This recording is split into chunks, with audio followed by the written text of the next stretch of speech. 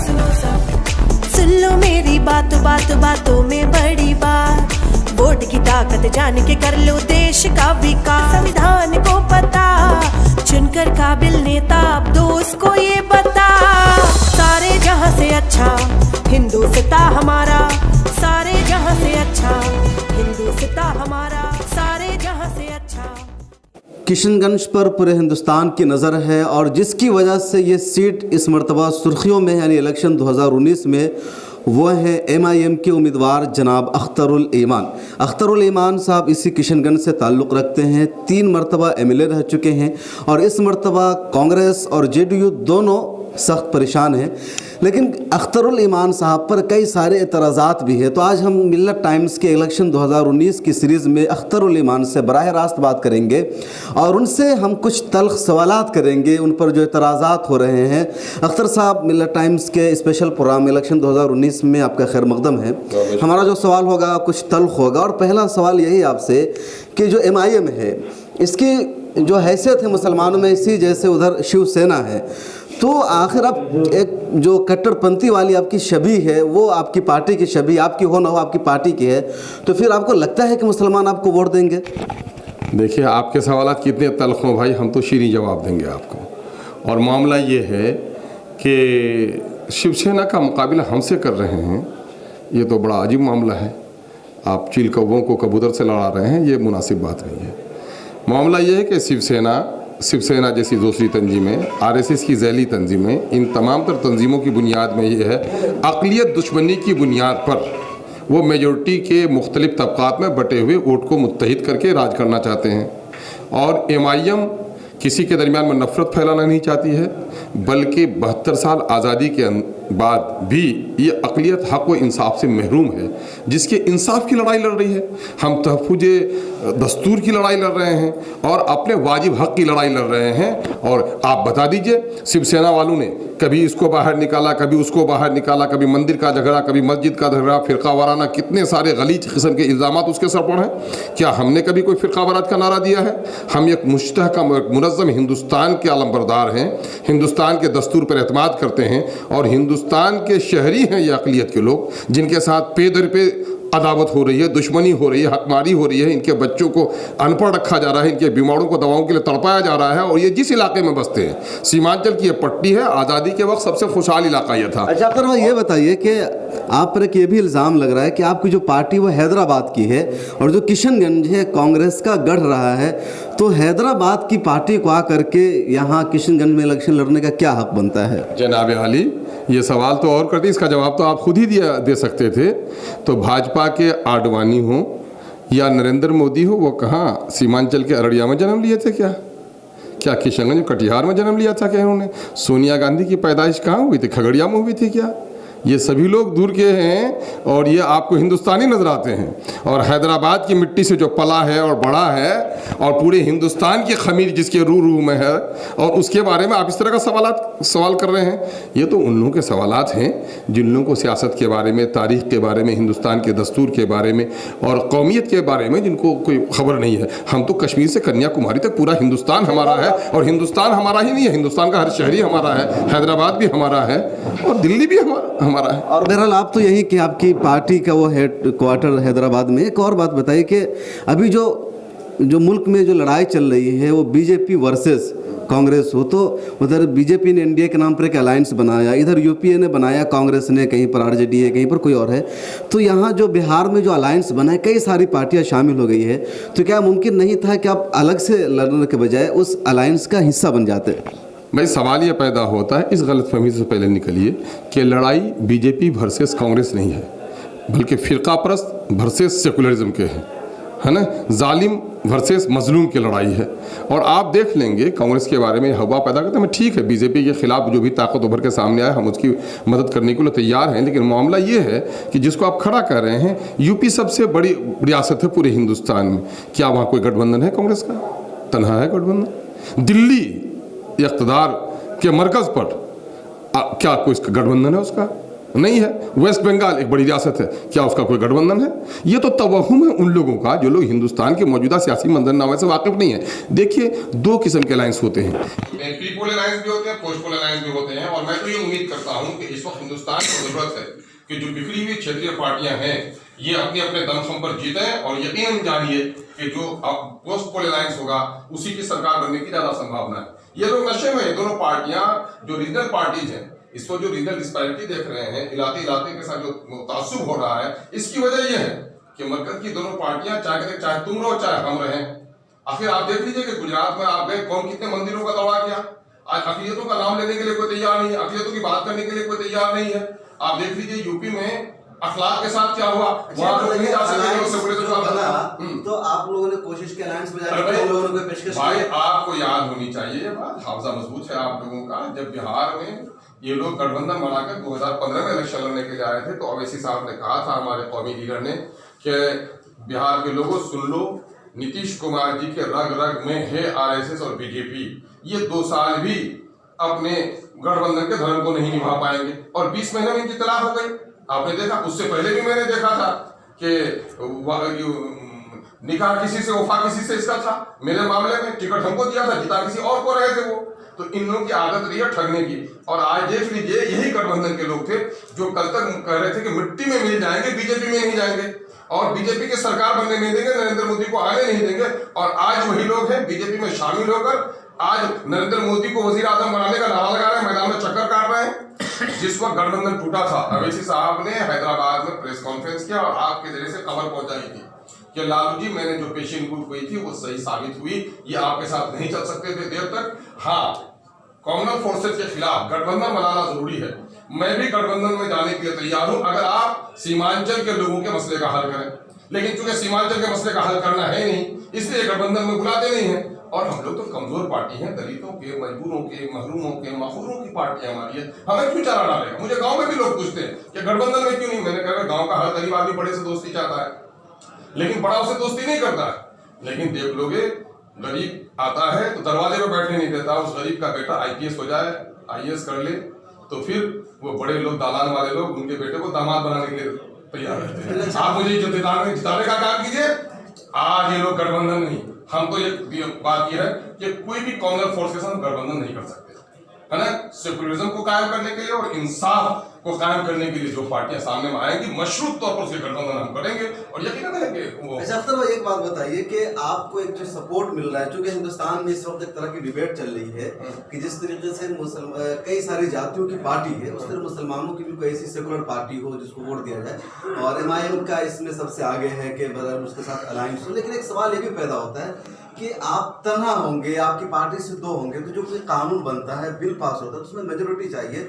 तो कुछ लोगों का यह मानना है कि अकेले जीत करके या 2 आदमी होकर के क्या कर पाएंगे, कोई बिल नहीं पास करा पाएंगे, कोई कानून नहीं बना पाएंगे, और बात उसी की चलेगी जिसके पास अक्सरियत होगी। देखिए, बड़ा अच्छा सवाल आपका है। ये बात बताइए कि मैं अकेले जाकर क्या करूंगा? तो आप अक़लियत और दलितों के हवाले से जान लीजिए कि अक़लियत और दलितों की वोट लेकर जो लोग पार्लियामेंट में गए, वो बहुत लोगों के साथ गए थे। उन्होंने क्या क्या कर दिया अब तक इन 72 सालों में? क्या क्या क्या अक़लियतों के मसाइल हल किए, दलितों के मसाइल हल किए, पसमानदा तरीन इलाके के लिए तरक्की को कोई बात पैदा कर सके? अभी मैं एक ताज़ा तरीन मिसाल देता हूँ। जब तलाक बिल की पेशी हुई थी, तो जो बहुतों के साथ जीत के गए थे, उन्होंने इस आवाज को उठाया था। जब तनहा गया था, उसको आवाज उठाया। जब हिंदुस्तान के दस्तूर में तनहा एक शख्स को किसी पार्टी से लड़के जाने का हक है, आजाद को भी जाने का हक है, तो पार्लियामेंट में अपनी बात पेश करने का हक है। और हिंदुस्तान के अवाम तक उन जुल्म के अंदर, कोठी में जो जुल्म हो रहा है, उसकी दास्तान को पहुंचाने का हक है। मैं यह बात आपको यकीन दिला देता हूँ, 100 लोग डाकू होते हैं, एक पहरेदार अगर रात को आवाज लगाता है तो डाकुओं के दिलों में हिम्मत नहीं होती। उस ऐवान में जो लोग जुल्म करने वाले होंगे, उसके खिलाफ, जुल्म करने वाले लोग होंगे, उसके खिलाफ हम आवाज उठाएंगे। और यकीन है कि तलाक बिल की पेशी में जो रौब हमारे नेता का रहा और पार्लियामेंट की दीवारों को तोड़ते हुए आवाज पूरे हिंदुस्तान में फैली, तो वो पार्टी जो कल तक तलाक बिल की हिमायत कर रही थी, उसको मुखालिफत पर खड़ा होना पड़ा। कल तक एक मोतबर आलिम दीन जो तफक्कुह फी दीन जिनको हासिल था, शरीयत के जानकार थे, और उनको तलाक के बिल पर बोलने की इजाजत नहीं दी। और आप देख रहे हैं कि उसी पार्टी को ऐसी मजबूरी हुई कि एक गैर मुस्लिमा बहन आप देख रहे हैं रंजीता रंजन को सूर्य निसार सूर्य अल बकरा रटा के उनको तकरीर करवानी पड़ी, उनकी मुखालिफत करनी पड़ी। यही तो है। आप सिर्फ कोर्ट के मामले में मत जाइए, बल्कि रायमा को उस्तवार करना और लोगों को खबर पहुंचाना, ये बड़ा कमाल होता है। चलो बात नहीं कहना चाह रहे कि वैसे साहब की तकरीर थी उसकी वजह से कांग्रेस ये इंसान हैवान नातिक है, जानवरों से मुमताज करने वाली चीज उसकी जबान है, और ये बेजबानों के हमारी बताइए कि आप सीमांचल से, जो आपका किशनगंज सीमांचल में है और सीमांचल पर हिंदुस्तान का एक बड़ा मशहूर खित्ता माना जाता है, और आप लोग आपको कुछ सीमांचल लीडर के तौर पर भी देख रहे हैं, तो आपके बुनियादी एजेंडा किशनगंज के लिए, सीमांचल के लिए क्या होगा? देखिए, मैं कह रहा हूं कि सीमांचल आजादी के वक्त सबसे खुशहाल इलाका था। उसका सबसे बड़ा सबूत यह है कि बिहार के दूसरे खित्ते के मजदूर आकर यहाँ काम करते थे और हमारे लोग पलायन नहीं करते थे। आज 70% नौजवान दिल्ली, पंजाब, हरियाणा के खेतों में जलता है, सड़ता है, पत्थर तोड़ता है। हमारे मासूम छोटे छोटे बच्चे दिल्ली के होटलों में पोछा मार रहे हैं, जिसका उन मजलूमों की तस्वीर आपने देखी होगी। हमारा एक ही मामला है, सर सैयद ने कभी हिंदुस्तान की तारीफ करती खूबसूरत दुल्हन से मैं तारीफ करता हूँ सीमांचल की, कि सीमांचल एक कश्ती की मानिंद है।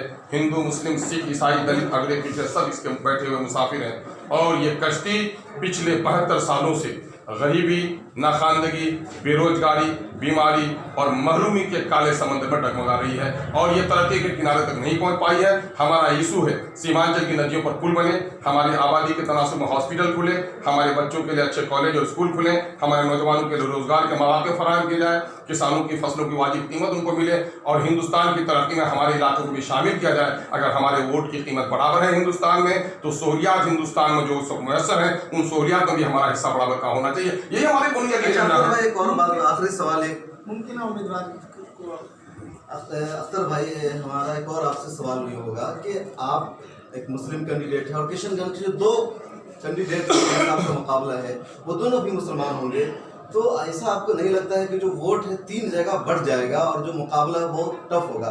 तो इस मुकाबले को आप कैसे हल करेंगे, कैसे आप अपनी राह हमवार बनाएंगे? देखिए, बाबरी मस्जिद का मामला, यूनिफॉर्म सिविल कोड का मामला, तलाक का मामला, ये सारे उलझाने वाले लोग हैं। गुजरात के कत्ल का जिसके पेशानी पे बदनुमा दाग है, वो सारे लोग उम्मीदवार बनकर आए हैं। जिन्होंने कल बीजेपी को हटाने की बात की थी, वो बीजेपी के साथ खड़े हैं। अखलाक के गले को मरोड़ने का वाक़या अभी लोग भूले नहीं हैं। अफराजुल का गम लोगों की आंखों में ताज़ा है। गुजरात के माओ बहनों की चीख लोगों को अब भी सुनाई दे रही है। बाबरी मस्जिद की टूटी हुई ईंटों की सुर्खियां अब भी हवा फिजा में उड़ रही हैं। नोटबंदी और टैक्स का, जीएसटी का मामला अभी है। सैलाब में जो डूबी हुआ कर हुआ है, ये दोनों पार्टियों में से, मेरी बात सुन लीजिए, इन दोनों पार्टियों में से कोई जब सैलाब में डूबे तो सीमांचल में कोई खबर लेने नहीं आया। रिलीफ का काम किया हो, या बीमारों को दवा पहुंचाने का काम किया हो, गली गली जाकर लोगों का आंसू पोंछने का काम किया हो, या सरकारी दफ्तरों के दरवाजों में लात मारकर सरकार के नौकरशाहों को गफलत से बेदार करने का काम किया हो, वो एमआईएम ने किया है। और एमआईएम के इस मामले को लोगों ने खुली आंखों से देखा है। इसलिए यहाँ के नौजवानों ने, आपकी बात जो नौजवानों का सैलाब इलेक्शन में आ रहा है, कभी कोई तारीख नहीं रही कि नौजवान इस तरह बहनों की शादी में नहीं आए, बाप की मैयत में नहीं आए, इलेक्शन में आ रहे। जो आप बात कह रहे हैं ये बीजेपी के हवाले से तो सही है, लेकिन जो किशनगंज की सीट है, एक कांग्रेस की ये जो जगह है, गढ़ है, एमजे अकबर रहे, सैयद शहाबुद्दीन रहे, मौलाना कासिम यहाँ से जीतते रहे, तो जो किशनगंज है कांग्रेस का एक मरकज है, हब है, लोगों के जहन में कांग्रेस बैठ गई है। तो आप कैसे इस चैलेंज का सामना कर पाएंगे? आपको नहीं लगता बहुत टफ होगा? चचा जुम्मे जब फाख्ता उड़ा थे वो जमाना गया, अब वो जब कांग्रेस का गरुड़ नहीं रहा। अलीगढ़ के मसले में आप जानेंगे, 2011 को अवामी तहरीक की बुनियाद पर नीतीश कुमार ने अलीगढ़ की जमीन दी। 2012 और 13 में कांग्रेस की मुसलसल दिल्ली में हुकूमत रही और उसने अलीगढ़ को नहीं दिया। आज़ादी के बाद ये ख्वाब बुना था यहाँ के लोगों ने कि अलीगढ़ की साख कायम हो जाएगी तो नाखानदगी के जो कलंक है हमारे चेहरे से शायद ये मिट जाए, और उस कांग्रेस ने उसके नारे को खोलने नहीं दिया। और सबसे बड़ा नाराजगी तो लोगों में यह है कि जिसने हमारे एक मोतबर आलिम दीन को तलाक के मामले में जिस पार्टी ने बोलने की इजाजत नहीं दी है पार्लियामेंट में, उसके किसी भी वर्कर को हम अपने बस्ती में बोलने की इजाजत नहीं दी, तो लोगों ने यह तय कर लिया है। तो कहां से आप कांग्रेस की बात कर रहे हैं, बीजेपी की बात कर रहे हैं? आपकी बात जनाब हवा नहीं उठती है, ये आंधी आ रही है। और आपकी जो छवि है मीडिया में वो कंट्रोवर्सी वाली पेश की जाती है, तो अगर वो आपकी रैली में आते हैं तो उस रैली से आपको नुकसान नहीं होगा क्या?